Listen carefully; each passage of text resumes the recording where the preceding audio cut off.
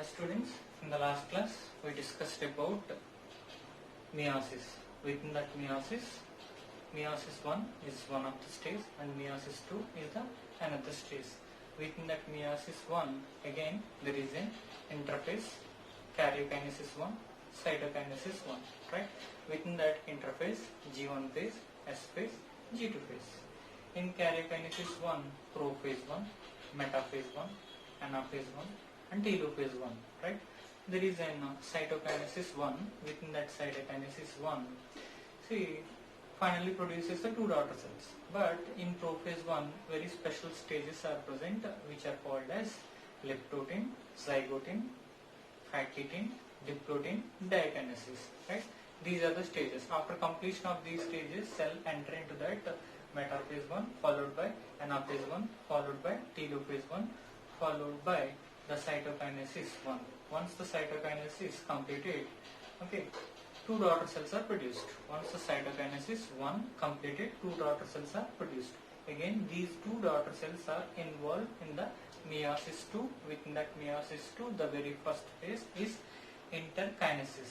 This is not interphase, this is interkinesis, because in this phase kinesis is absent, right? After that, the next one is that karyokinesis 2, cytokinesis 2. Karyokinesis 2 again prophase 2, metaphase 2, anaphase 2, right? Telophase 2. And once the telophase 2 is completed, cell enter into that cytokinesis 2, right? Within this phase, the cell produces, okay, four daughter cells. Finally, within the meiosis 2, okay, once the meiosis 2 is completed, four daughter cells are produced. And these four daughter cells are having haploid set of chromosomes. Haploid set of chromosomes. So that is about that last class summary. See, I like to discuss about one point regarding to the meiosis. Within the human beings, okay, for the completion of meiosis in men, 24 days are required. Within men, right? Within men, for the completion of meiosis, 24 days are required. Within women, right? Within women, for the completion of meiosis, more than 1 year is required. More than 1 year is required. More than 1 year required, right? So here, what I am telling, for the completion of meiosis within male, okay, within the human beings, okay, male, 24 days are required. Within female, here more than 1 year is required, because the difference is whatever that woman oocytes production is there, the oocytes production, especially there is a long lasting period is there. The long lasting period is the diplotin. The long lasting period is the diplotin. See, generally majority of the cases, right, phakitin is the long lasting phase. But here, okay, in some cases, in the last class also we discussed oocytes of amphibians, which are long lasting. Okay, the long lasting period is the diplotin stage. Here also within the humans, especially in women's, the long lasting period is the diplotin stage. So some of the exceptional cases are there. So within the women, for the completion of meiosis requires more than 1 year, right? That is about the time period or time requirement. And see, prophase 1 is there. Within that prophase 1, there is a leptotin stage is there. See, we know that prophase 1, leptotin, zygotin, phakitin, diplotin, diakinesis phases are there. I already said these phases are very, very important and very special phases. These phases are very special phases, right? So leptotin here, first point is condensation of genetic material, whatever that genetic material is present within the nucleus. Okay, the chromatin condensation. The chromatin condensation is started. Remember, the chromatin condensation is started but not completed. The chromatin condensation started within leptotin stage. Completion we will discuss definitely. Maybe end of the prophase 1, the complete condensation may be occurred, or maybe metaphase 1, maybe complete condensation occurs. Complete condensation of genetic material is occurred. So here the very key point is chromatin condensation started within the leptotin phase. See, this is the very special phase and it's showing that different morphology. Okay, this phase showing the different morphology. In this phase, whatever that condensing genetic material is there, okay, especially which are nothing but chromosomes. So, which are long, thin structures. The chromosomes are very long and thin structures. So, these are the chromosomes which are long and thin chromosomes, which are having beads-like structure. See, whatever the chromosomes I drawn here, totally I drawn here 4 chromosomes, and these 4 chromosomes are having beads-like structures. The 4 chromosomes are having beads-like structures, right? Which are having beads-like structures. And chromosomes are attached to the nuclear membrane. See, within that nucleus, the chromosomes are present, okay, which are covered by the nuclear membrane, right? The chromosomes are attached to the nuclear membrane. The chromosomes are attached to the nuclear membrane. So here, nucleolus is also present.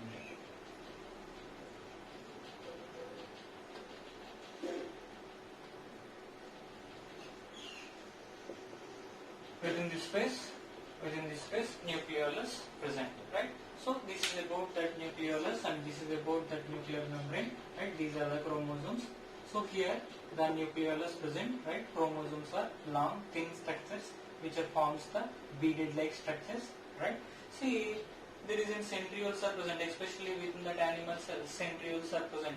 So if we observe the cell,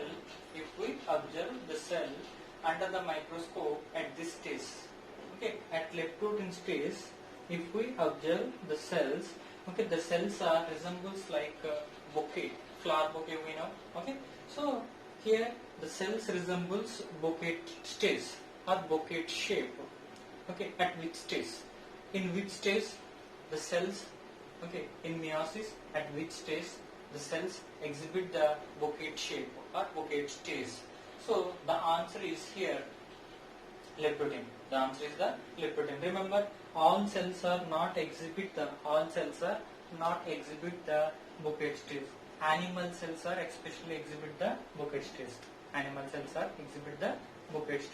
All of you remember, whatever that centrioles are present, due to these centrioles, here the bouquet stage is exhibited. Due to the centrioles, the cell exhibited the bouquet stage, and the very important point is always between the centrioles and the chromosomes, attraction is present. Always between the centrioles and the chromosomes, attraction is present. That's the reason why here chromosomes are not attached here, or not attached here, or not attached here. Why chromosomes are only attached at this location? Because here centrioles are present. Between these two, always attraction is present. That's the reason why the chromosomes are especially attached here. Okay, this is the nuclear membrane. Especially the chromosomes are attached at this region. Right? So that is about that bouquet stage. Remember, the bouquet stage only seen in animal cells. So this is about that leptotin stage. In this case, the key points are chromosomes are long and thin, which forms the beads-like structures, which are attached to the nuclear membrane. Centrioles are present, right? In animal cells. Okay, the cells exhibit the bouquet shape or bouquet stage. Right? That is about the leptotin. Within that leptotin, condensation of chromosomes is started. That is nothing but condensation of genetic material. Is started, or condensation of chromatin is started.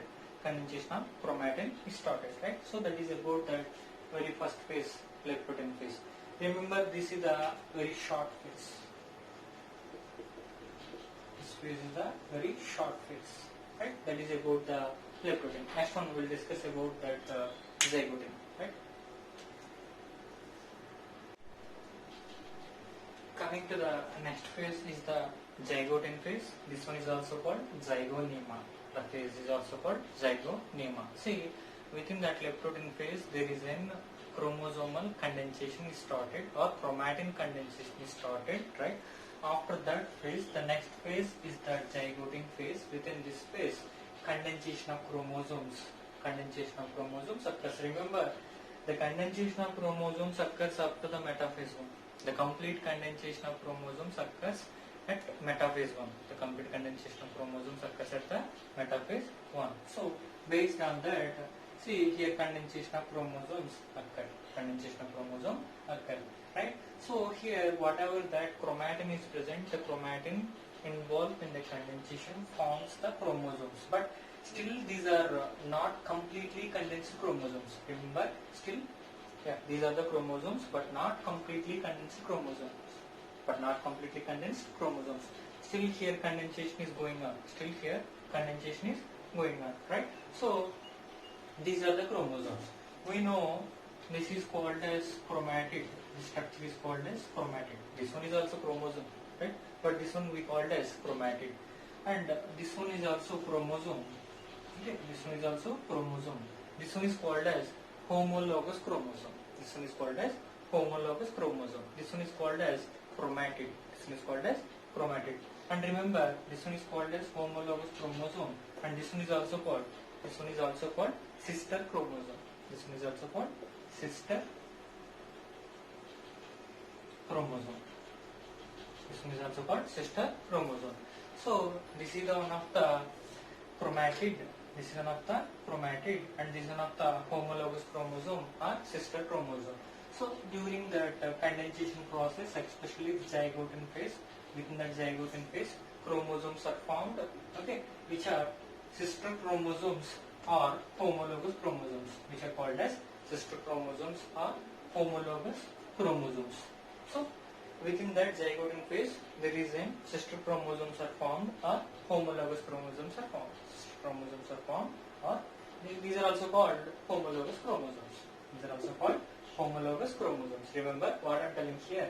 Within the zygote phase, chromosomes are formed, which are called as sister chromosomes, which are also called homologous chromosomes, which are also called homologous chromosomes. Right?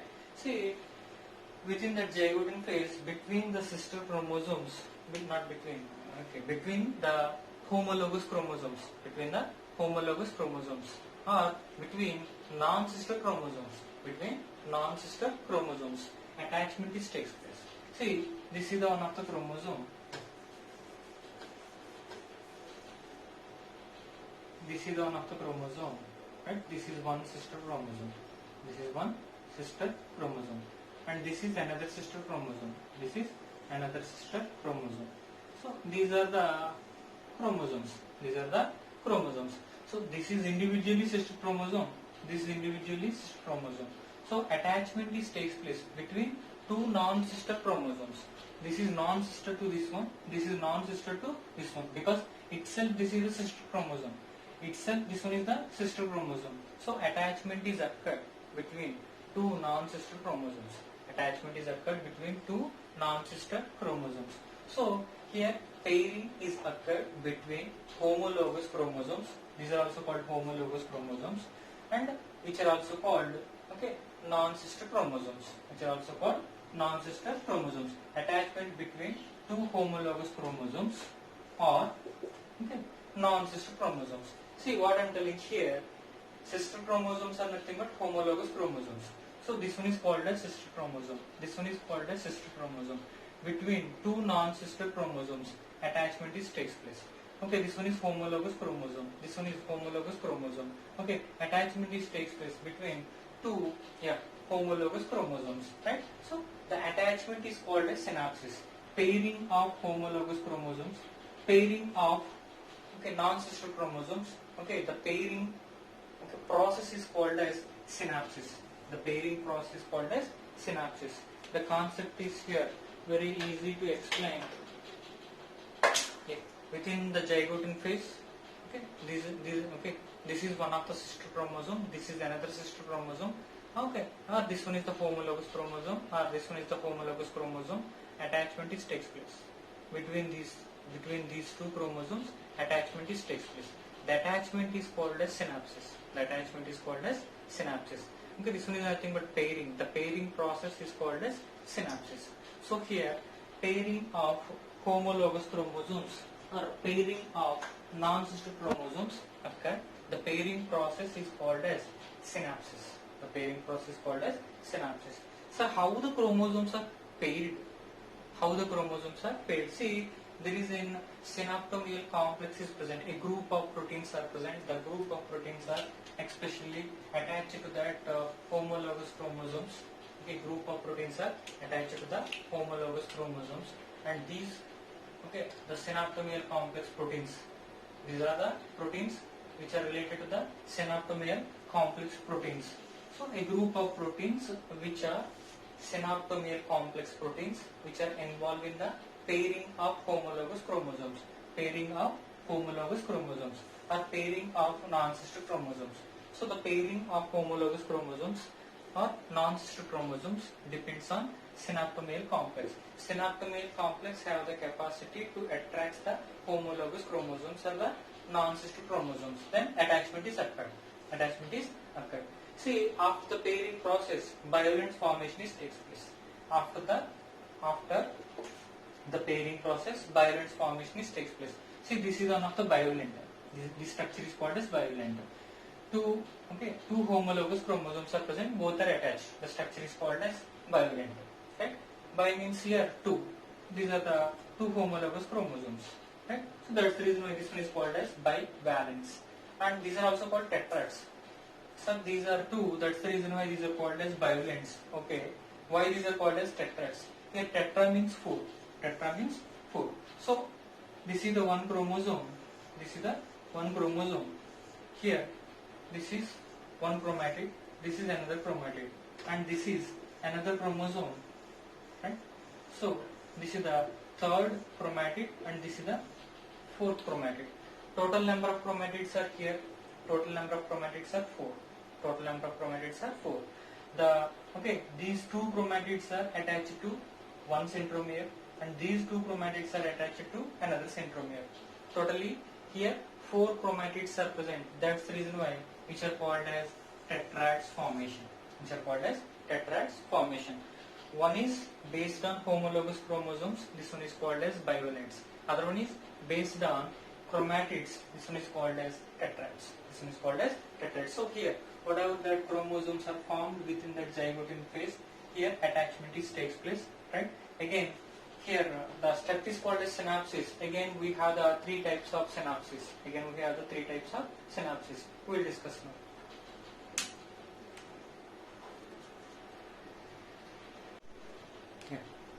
Coming to the next one is the types of synapses. We know the synapses means attachment between the homologous chromosomes or non-sister chromosomes, right? So the pairing process is called as synapses.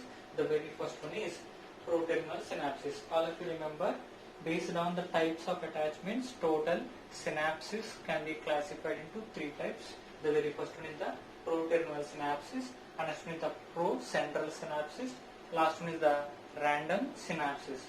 The very first case is the Protermal synapses. In this case, this is the one of the homologous chromosome, right? This is the homologous chromosome, right? Here, this is another homologous chromosome. This is another homologous chromosome. So attachment is occurred. Attachment is occurred between these two homologous chromosomes. Remember, the attachment started from the terminal position. So here the very simple explanation is, this is one of the chromosome and this is another chromosome, which are homologous chromosomes. Initial pairing process is like this. Initially attached at the terminal positions. Gradually these are closely associated. So if the attachment started from the terminal position, this one is called as protermal synapses. Coming to the procentral synapses, it's very easy. See, the attachment started from the central position and slowly associated from central to terminal position. That one is called as procentral synapses. So within that procentral synapses process, this is one of the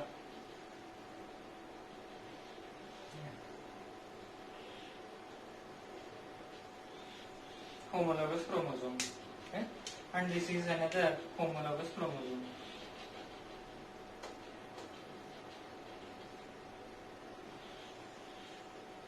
Here attachment started from the peripheral position. Here attachment started from the central position. So gradually these two are attached, and these two are attached. So the attachment started from the center position. So this one is called as procentral synapses. This one is called as procentral synapses. Random synapses. Random synapses indicates random. Okay. From peripheral position, from terminal position, from both the positions means. Okay. See, this one is bidirectional. Okay. The synapses formation is the bidirectional. This is the chromosome. Yeah. This is the chromosome. This is the terminal position. This is the terminal position. Right? Here.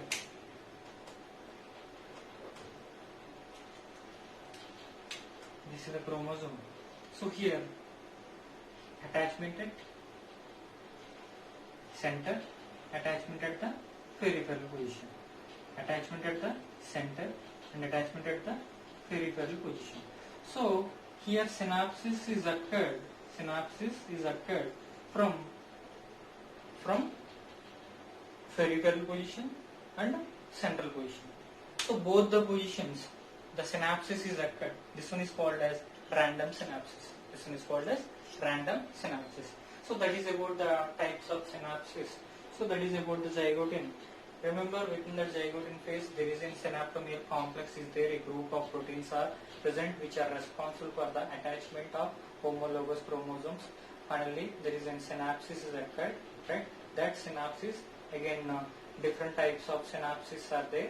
And what is the use of the synapsis? See, the synapsis is supporting for the crossing over. The synapsis is supporting for the crossing over. So how the crossing over takes place? Next class, we'll discuss about the crossing over. Right?